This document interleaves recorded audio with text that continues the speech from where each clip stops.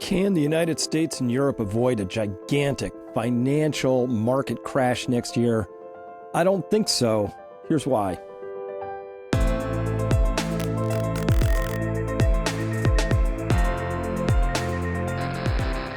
Hello everyone, Dr. Chris Martenson at Peak Prosperity here with your scouting report for December 20th, 2024. As always, this will have a front part and a back part. The front part, general consumption. I want to put this idea out there. Back part, for my subscribers to discuss what we might do about all of this. So here's my thesis. It begins with this. Mark Twain, I think, had the best, pithiest take on today's topic, which is, it ain't what you don't know that gets you in trouble.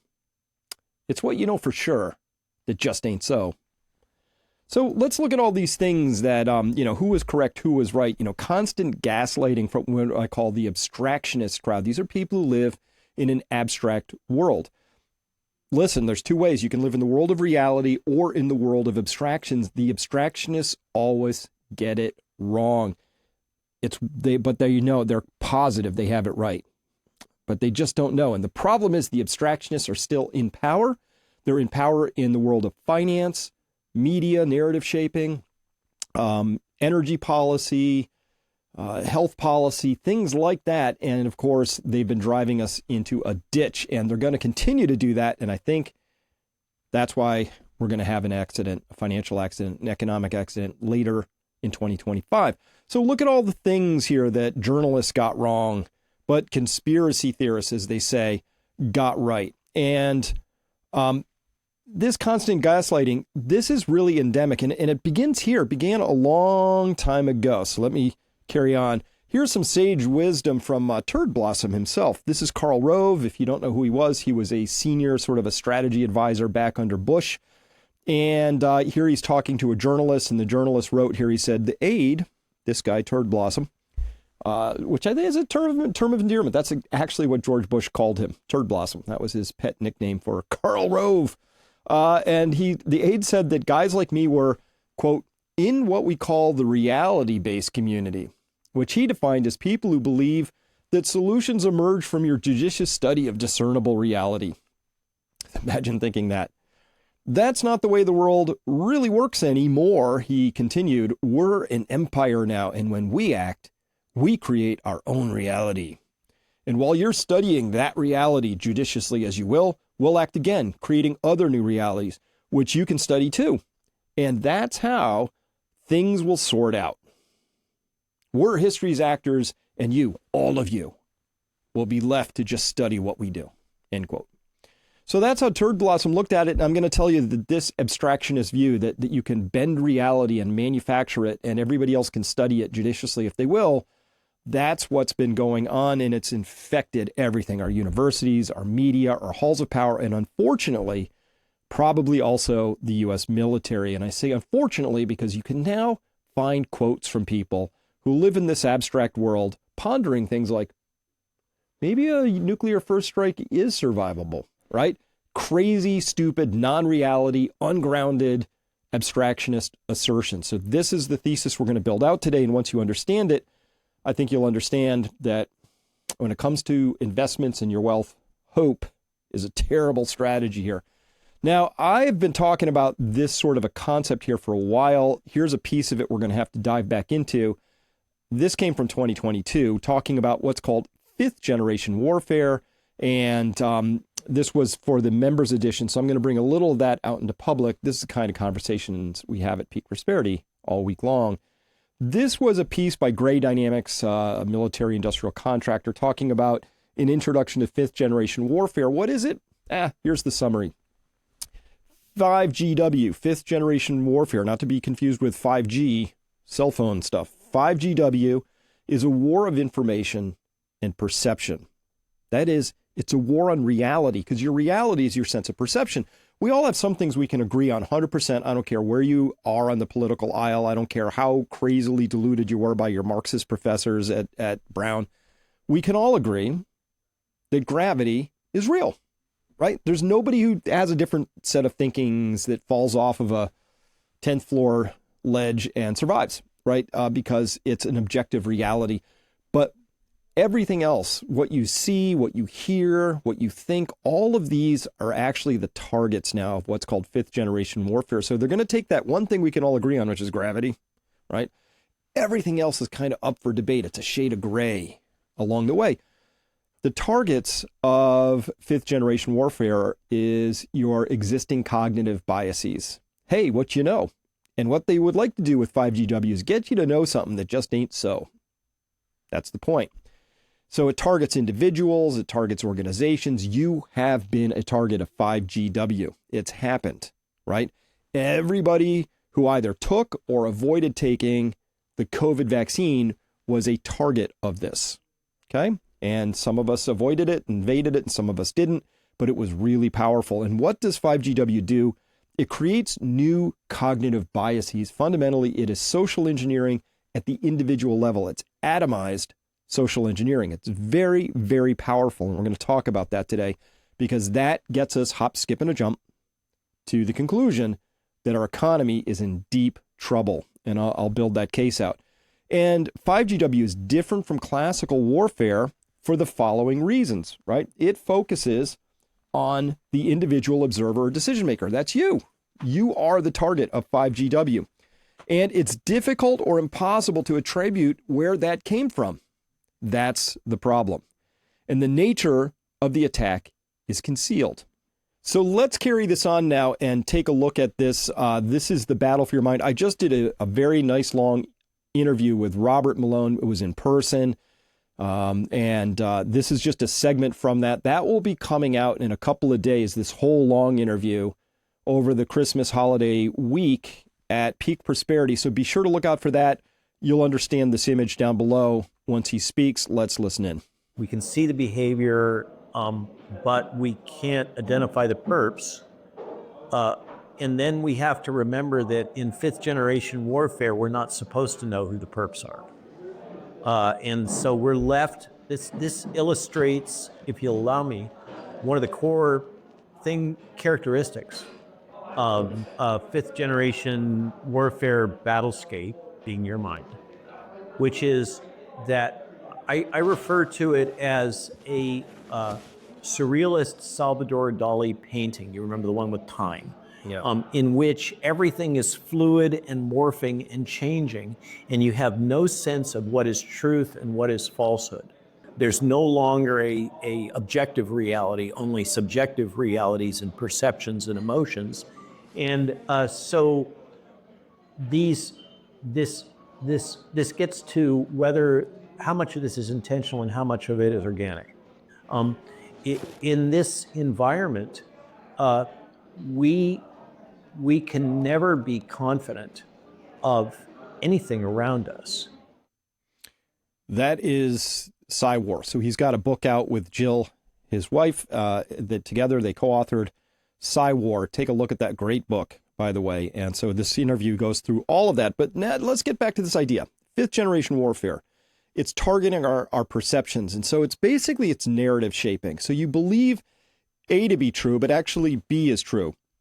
Or neither A or B are true, but we can't get to the truth because you believe A is true. We've been subjected to this for quite a while, and I'm worried that our leadership structure is now shot through with people who no longer even would know how to navigate their way back to the truth. That's who I am at Peak Prosperity. That's what I do constantly is I'm looking for the truth. We can see the behavior. So if you're interested in this kind of thinking, let me do a shameless self-plug here. Peak Prosperity membership is going to be the best value you've ever spent if you appreciate things like the truth. Here's a Peak Prosperity Insider 356 saying the subscription is worth every penny. And what do we do? Well, you see, there's a couple of pieces of premium content. Dave Fairtex writes an amazing piece of financial summary and news summary for us each week, comes out on Sundays. I'm putting out premium content, which feels a lot like this every day for the subscribers. And you can see we have pretty robust conversations around that. Those comments there, 78, 71, they're big, meaty comments with, data and backing it up. It's a very, very intelligent community that we have. And Beverly said, Chris, thank you so much for explaining these complicated issues in such a way, such an easy to understand way. You have a real talent for it, whether it's a COVID research paper, a vaccine trial, oil reserves, or money markets, you always present the info in simple language with a full explanation. I can't tell you how valuable this has been to me over the past 2.5 years. I'm better prepared, I'm more knowledgeable, I'm less anxious, and more resilient than ever before, in large part because of the knowledge I've gained from you. End quote. Thank you, Beverly. Thanks, 356. I've got tons of testimonials like this, and I don't solicit any of them. These are heartfelt people just saying what the Peak Prosperity membership is worth. So if you enjoy things like being more knowledgeable, better prepared, less anxious, more resilient, you're going to love a Peak Prosperity membership. Okay. So this brings us to something I'm going to call the war on reality. So you have people like Karl Rove, Turd Blossom, saying, hey, we're going to set reality and you're all going to have to just respond to it. You have people who have grown up in that system where reality is manufactured to such a point that they no longer understand anything other than this manufactured narrative. Perhaps nothing is more exemplative of that for me than finance. Here's some markets, right? I point this out all the time for my subscribers. Maybe you've already heard it too. These are the Dow Jones, the S&P 500, the Japanese Nikkei 225, Euro stocks, technology shares in the NASDAQ 100 in the US, and then the German DAX. And if you look at these charts, these are 5-minute charts, and I've drawn some blue lines there just to help you sort of visually key on it. So what you can see is that if I strip those names off and told you you had to relabel them appropriately, you'd probably be stumped, right? Because they all look almost identical. They're trading as one. Now, why would German stocks be going up at exactly the same moment as the Dow Jones or the NASDAQ? Like, why would they tick for tick? They've been doing this for a while because these markets no longer reflect reality. They reflect a narrative structure that's really important to the central banks. They just need our global asset markets to be resilient and healthy and going up and to the right, whatever. They've got their narratives, but the narratives no longer can be devolved back into a realistic conversation you might have with them, which is to say, so what's the exit strategy? Do you guys and gals always try to make markets go up and to the right? And if so, how can they go up and to the right forever? And by the way, as you continue these things, the billionaires become more billionary, and young people have a harder and harder time getting started in life, right? Because you've made things really expensive because you keep printing money and handing it to billionaires who make their financial assets go up. Why is market control so important to you that you're willing to sacrifice the younger generations? Nobody ever asked the Fed the very simple question, which is like, wouldn't young people prefer to get into markets at a cheaper price instead of a hideously expensive price? And who gave you the right to be the social engineers to decide, screw the young people. We want them to buy into markets at expensive prices. We'd rather reward those who are already wealthy. Who anointed you with that role? But that's what the Federal Reserve does. And by the way, it's done it for so long, I doubt they even know they're doing it. It's just what they do now. It's endemic in who they are. So we have this war on reality in finance. It no longer reflects realities, and I could carry on that conversation for a long time. How about news? Remember, you had Mayorkas and a bunch of other people come out all at once saying Biden allies say president's sharp as attack, right?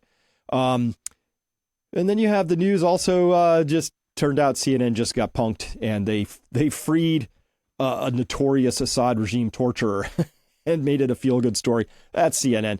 They wouldn't know reality if it bit them at this point in time. They just don't know what to do. So they just continue with their whole process of trying to manufacture this narrative. But you know that was BS when he was saying it. And you know that this is BS. And it just goes on and on. I mean, every day I could have 50 episodes. I could do an episode a day just on broken, false narratives in the mainstream news, right?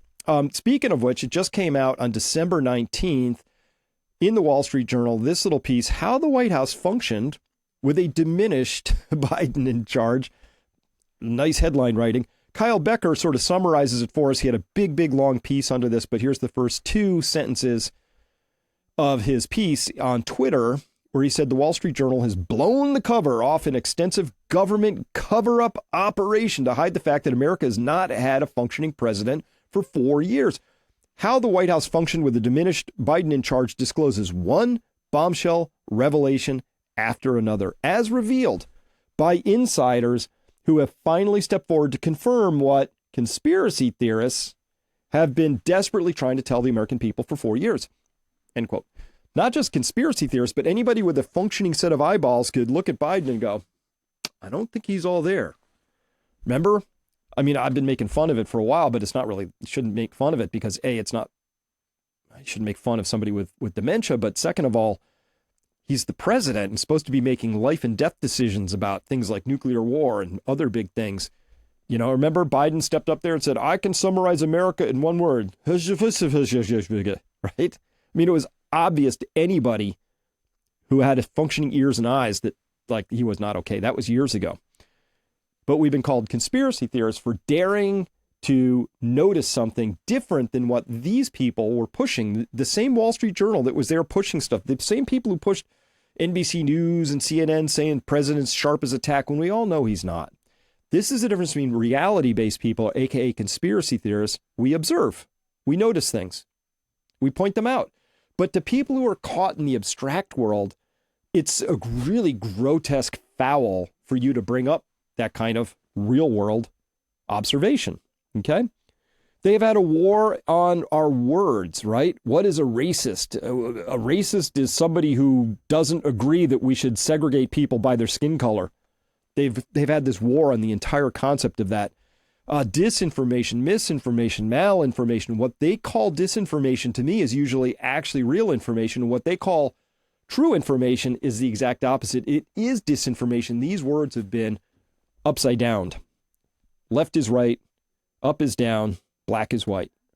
Equity, equality, redefining these words. Nobody quite knows what they mean. It could mean something different to you than to me. If we're on different sides of the political spectrum, these words have different meanings. I mean, different meanings.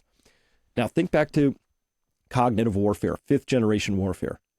Its purpose is to assault your very sense of knowing what you can believe and what you can't believe. When you and I can't share an objective reality, like gravity's real, like equity means this, or maybe, I don't know, vaccine means that, or treatment means that, or a case versus an infection means something. We don't share science terms anymore. We're expected to believe things that are fundamentally untrue. So words and phrases there's a whole war on it. And I'm telling you, there's two camps. And there's the abstractionists and the realists. So we got to flesh this out just a little bit more, right? How about in energy? Here's Melanie, ONN, on an MP out of the UK saying community energy is key for the UK's green transition, leading to lower bills and better energy security. Hey, because she holds that view and a lot of people hold that narrative, remember, it ain't what you know. It ain't what you don't know that gets you in trouble. It's what you know for sure that just ain't so. Melanie knows for sure that green energy is a good thing. It leads to lower energy bills and better energy security. And because she holds that view, you read headlines like this on December 18th. UK electricity networks plan unprecedented £77 billion investment in clean power push because it's going to lead to lower bills and better energy security. The levelized cost of energy, LCOE, that compares new and existing versus new energy sources, you can find out that solar and wind, which is the green energy transition, are vastly higher and more expensive. And the UK now has enjoys some of the highest electricity bills in the developed world. Obviously, this is a problem, right? So it's not even close, right? So coal is at $34 per megawatt hour and solar is at $471. I mean, it's not close. It's just not even there. And we know that there's in food, our food problem is leading to things like this, which is, well, we got metabolic syndrome and it's up to, closing in on 50% of people above a certain age have a prevalence. That's a prevalence. How many? 50% of people have metabolic disorder. And we know the consequence of that is that other chart over there, which is life expectancy versus health expenditures. Life expectancy, the lowest in the United States by far of any other nation because of this, because we have a sick care system. And we're going to do more about that as we go forward because we have a food webinar that's going to expose our sick care triad, 3 things so you understand it, right? That's the food itself on the front end, the pharma products that treat the symptoms of all that metabolic disorder, and then finally the hospital and insurance billing systems that are there to sort of cut something out and replace it, give you a stent, a new knee, whatever, when those other two models lead to their predictable failure. And it leads to this chart. We spend the most in the US and we have the worst outcomes because we have a system which is based on this abstractionist view, and that's what's coming to an end.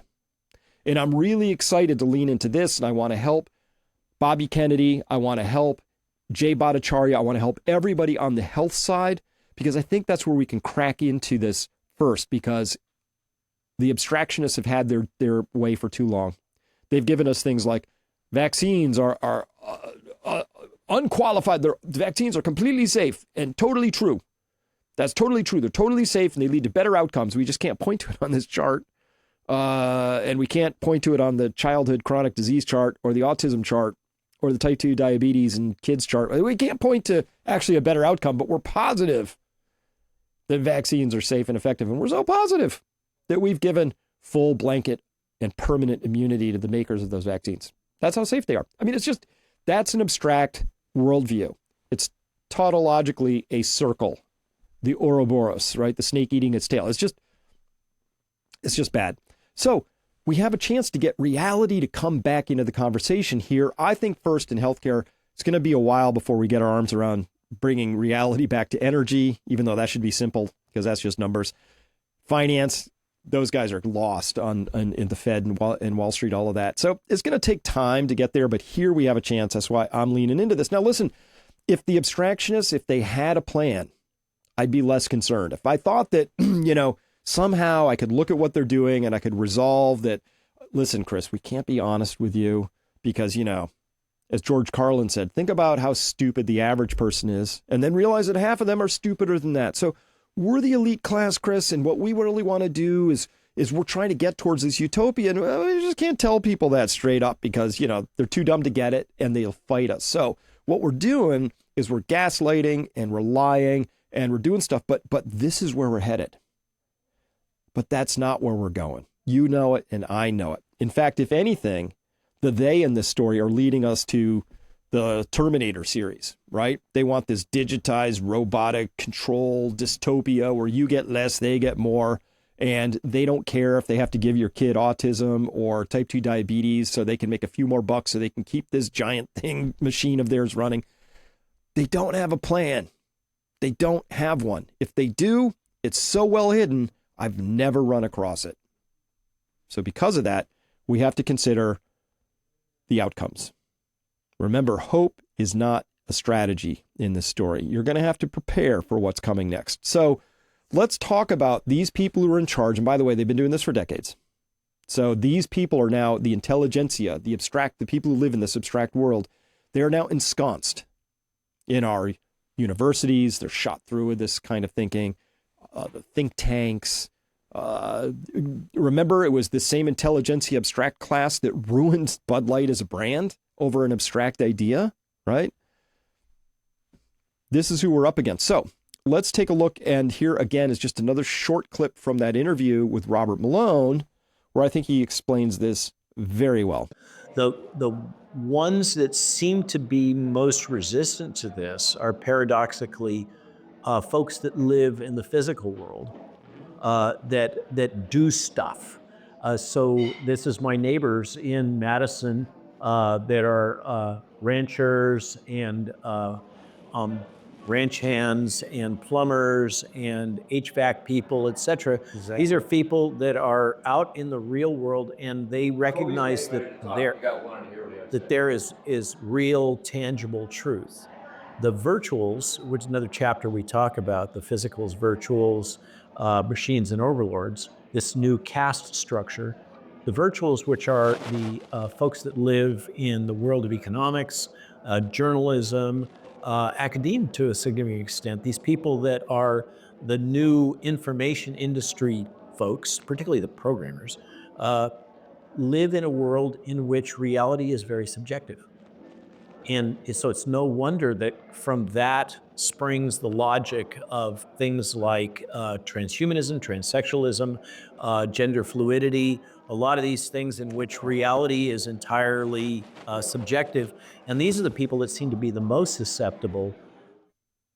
Excellent. So this is the thesis I'm building towards here. Is not just that, listen, the transhumanism is kind of gross and the transsexualism and all that stuff is obviously, when you get into the reality of it, is not a net positive for the individual or for society. Doesn't matter. The abstract thought is we have to support the right of children to choose or whatever, rather than looking at the reality of the situation. And so what Robert said here is it's the intelligentsia. It's actually the people who are in what we'll call the managerial class who are most susceptible to this programming. And that's a problem because they run the corporate offices at Budweiser. They run the corporate offices at Disney. They run the halls of power now in DC. And this is a problem. And this is why I'm just a little bearish about where we're going. As a nation, I think there's more darkness before it gets to light. And this is the battle. The battle is between reality and abstract ideas. So this gets very rather hilariously laid out in a couple of ways. We see things like, we have to save Ukraine. We're going to defend democracy. We save Ukraine and we defend democracy by the National Endowment for Democracy stands in unity with Ukraine. The place that suspended elections. How are you defending democracy by defending a place that has suspended elections? And, they also made it illegal to speak certain languages. And, certain churches and ethnic groups have been sort of forbidden. It's anything but democracy, but it's just stupid, right? Okay. And then here you see, we don't know what is a woman. We've lost that phrase, right? And you see, look at this, man snaps selfies of his 3-year gender transition in captivating photo series. Captivating, not discouraging, not, any other word, but captivating, right? So you can see the nudging, the pushing, the framing, right? And the person who wrote this I guarantee that ABC News, in coming up with this is what they meant to say, captivating, because that's what fits for them. So let's listen in as to what happens when a absolute reality-based person is confronted by an abstract journalist. In this case, our humorous example of the day comes from Pierre Poilievre being interviewed by this gentleman here, who's a Canadian journalist. This is something, folks. On the topic, in terms of your sort of strategy currently, you're obviously taking the populist pathway. What does that mean? Well, appealing to people's more emotional levels, I would guess. Certainly you tap very strong ideological language quite frequently. Like what? Left wing, this and that, right wing. It's that type of ideological thing. I never really talk about left or right. Anyways, a lot of people really believe in that. Okay, a lot of people would say that you're simply taking a page out of the Donald Trump book. Like which people would say that? Well, I'm sure a great many Canadians, but like who? I don't know who, but well, you're the one who asked the question, so you must know somebody. Okay, I'm sure there's some out there, but anyways, the point of this question is, why should Canadians trust you with their vote, given not just the sort of ideological inclination in terms of taking the page out of Donald Trump's book, but what are you also talking about? What page? What page? Can you give me a page? Give me the page. You keep saying that. In terms of turning things quite dramatically, in terms of Trudeau and the left wing and all of this. You make quite a it's quite a play that you make on it. So I'm not just sure. wondering. I don't know what your question is. Then forget that. Why should Canadians trust you with their vote? Common sense. Okay. Common sense for a change. We're going to make common sense common in this country. We don't have any common sense in the current government. The guy prints $600 billion, grows our money supply by 32% in 3 years. That's growing the money 8 times faster than the economy. No wonder we have the worst inflation in 4 decades. I'm going to cap spending, cut waste, so that we can balance the budget and bring down inflation and interest rates. You'll want to be able to pay your mortgage again. You want to be able to afford rent. Then you have to vote for Pierre Poilievre, because I am the only one with a common sense plan that will bring back the buying power of your paycheck. Boom. I mean, I just love that. So when you corner an abstractionist, they say things, right? They live in this abstract world. I'm sure that this guy asking these questions, all of his friends, all of his social bubble circle people, all live in the same bubble, and they all agree. This guy is an extreme Trumpy guy, and he's trying to formulate the question, but then Pierre just throws it all back. He's like, yeah, what page? Oh, what are you talking about? And there's no answer to this, right? He's like, you have all this extreme language. He's like what? He's like, oh, left wing, right wing, like as if that makes you extreme now, saying left wing, right wing. Anyway, point being, you take an abstractionist and they have these very deeply held views in terms of emotional content that aren't that deeply held, because when you challenge them and you scratch at them, you hit primer right away, right? You've one scratch with your fingernail, you've hit the underlayer. They have no there. We saw this over and over again during the election cycle. People like, oh, I'm all for Kamala. And people would ask man on the street interviews, well, why? What policy do you like? And they get lost right away. This is how you detect somebody who's in the abstractionist view. They get lost immediately when you ask them why they hold a particular view. And their first go-to is they get flustered or angry, which is what our clue is, that they're holding not an opinion, which is formulated on a series of stacked facts, but they're holding a belief. And a belief is something that is guarded and defended by an emotional underlayment. It doesn't have data. It's got an emotion under there to defend it, right? Okay, so that was kind of funny, but we saw this earlier. I think this was last year. This is Barry Weiss, former New York Times reporter, on Joe Rogan. Again, listen to what happens when you challenge the intelligentsia to explain. It just goes on from there. Eventually, Barry starts scrolling through her phone, looking for something to back up her points of view. But I know where she got her points of view. She got them around the water cooler, around sort of absorbed by osmosis from the other intelligentsias she hangs around with. And this is what they do. They traffic in abstract ideas, right? Oh, Tulsi is monstrous. I just don't have any data to back that up. And even if she was an Assad supporter, you'd have to peel that back and ask, well, why are we supposed to hate Assad in the first place? What data do we have? Nobody has that data, right? They just have the point of view. And the question is, well, where did that point of view come from? Well, it came from the fifth generation warfare, from the narrative shapers, from the people who are out there making sure that we have one true narrative. The problem is when your narrative is dead wrong, when you know something for sure that just ain't so. That's where we're going with this whole conversation. So now we have to introduce what's called the easy hard framework to begin to build this out. So this is part 2 of this conversation that ultimately leads to, here's why I think the economy is going to be in deep trouble coming up.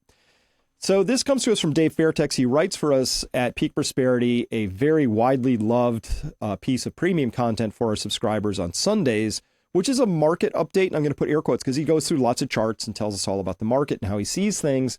But then he also does one of the best summaries of the weekly news that caught his eye, and then a discussion around that. So it's a very, very well-liked piece. And one of the things I love about what Dave brings to the table is he sometimes offers things like the easy hard matrix, where he just said, you never notice, peeps, that sometimes some things just seem easy in society and some are hard, okay? Easy is what the oligarchy wants you to do, okay? And what their enablers in the media and science tell us is good. That stuff's easy. I'll give you examples. Hard is what they don't want us to do, right? And their toadies cannot seem to grasp or accomplish. And I'm using toadies correctly, and I can define it. A sycophant who has an ulterior motive and a self-serving sort of approach to this whole thing. So easy. Time magazine is going to put out this cover showing happy, healthy people there. They're lounging on a beach talking about the child-free life. Like, this is a good thing. This is easy. It's easy for the oligarchs to talk about you not having children. Hard? Well, Time has never run a cover on the joys of having a big family. That would be, I don't know how we would ever get that cover put out. So easy versus hard, okay? One of the reasons that I squint sideways at Bitcoin is because it gets such an easy pass in the financial media. This is just from yesterday. I just grabbed a screenshot Recent news, I said about Bitcoin, and it's on Yahoo Finance. Look, Bitcoin's long-term growth far exceeds US dollars, says Senator Loomis. Oh, XRP predictions. Can Ripple crypto double in value next year? Why not triple? Bitcoin price streaks record-breaking. NASDAQ super bullish sentiment on Bitcoin. U.S. Strategic Reserve could push Bitcoin to 500K. Last one down there, is Bitcoin the best portfolio diversifier over gold and bonds? If you can see the nudging framing, obviously this is all very positive sort of news. And if you ask the same question about gold, you see the same one over there, which I put down in red, but there's nothing in here that's positive on gold. Neutral at best and usually bearish. So it's hard. Gold is hard. Stocks are easy. They go up. And the Fed protects that all the time. But something like oil, it's hard. It goes nowhere. Look, it's gone nowhere for years now. So again, paper stuff, easy. Real stuff, hard. This is now so entrenched that people don't question it. It's something we just know for sure. But it's not reality. Here's Walberga at Peak Prosperity, just posted yesterday, without me even asking, just said, easy, bombing Syria and Yemen without congressional approval. Hard, shooting down drones over domestic military facilities because we don't have the authority. Right? Oh, we can bomb other people and kill them, but we can't shoot down drones. Allegedly, we don't know what they are over our own airspace. That's hard. We'll have to talk about that. Do we have appropriate authority? I'm not sure which law I would follow. Hard. Oh, but bombing another country without congressional approval? Easy. So this is the easy hard framework, and it's a great way to understand how things go on in the world. So now I'm going to carry on with Peak Prosperity subscribers because we have to talk about hope isn't a strategy. I'm going to now ground us into this idea of what is actually happening out there in the world that causes me so much concern that I think people really, you need an insurance policy, folks, right? It's time to become resilient. Ground yourself in reality. Understand that reality always wins. Remember this insight from Ayn Rand. You can ignore reality, but you cannot ignore the consequences of ignoring reality. So we're going to go into that in part 2 of this for my subscribers again, but here's the summary. We have a group of people out there who've been running their narrative shaping. They've all been both the inflictors of and the victims of, because I think it's a self-inflicting wound, of this 5th generation warfare, which is designed to make people believe things that actually aren't true. It's not organic that people suddenly decided they couldn't tell what a woman was, or that there were 52 genders instead of 2, right? Those things didn't happen because humans suddenly got together and said, I think this is where we're going naturally. This was pushed, it was nudged, it was helped, it was facilitated. The erosion in our health, everything I can tell you about that's happening in our culture right now in the United States and the West more generally is a function of people who have been specifically trying to ruin reality. And you know why they do it? Easy. Self-serving. When you are confused, when you're demoralized, when you're dejected, when you are isolated from each other, when you are unable to step into your full power in life, when you are unable to even think clearly and you begin to no longer trust your own thoughts, you are eminently controllable. Then they can get you to eat foods that make you sick, take medical treatments and force them on you that aren't in your best interest, send money overseas but not help our own disaster victims in the United States, make the borders suddenly very hard. How would you secure a border? Elections. Oh my gosh, how could we possibly do this in a way that's verifiable, right? They make all that stuff hard on purpose because it serves them for that to be hard. Problem. While they're busy doing that and convincing themselves that they make the reality that the rest of us has to inhabit as turd blossom, Karl Rove told us, the issue is that they are not grounded in reality at all themselves. And that's what I'm going to talk about in part 2 is all the reality that's about to come. And we're going to be having a banquet of consequences from ignoring reality too long. So with that, thanks very much for listening to this. Let's talk about it in the comments down below. And for all my Peak Prosperity subscribers, come on back. We're going to talk about this in terms of what you can do to protect yourself and where I think the investment thesis for 2025 begins to make sense for me.